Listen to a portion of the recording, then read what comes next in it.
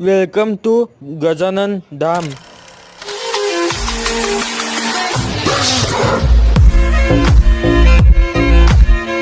गुणगान तुझे ओठांवर राहू दे, चरणी तुझ्या हे जीवन वाहू दे रे. नाथाचा नाथ तू, मायेची हाक तू. आलेला आपण गजानन धामला आणि गजानन धामला आल्यानंतर आपण गजानन महाराजचं दर्शन घेतलेलं आहे. तर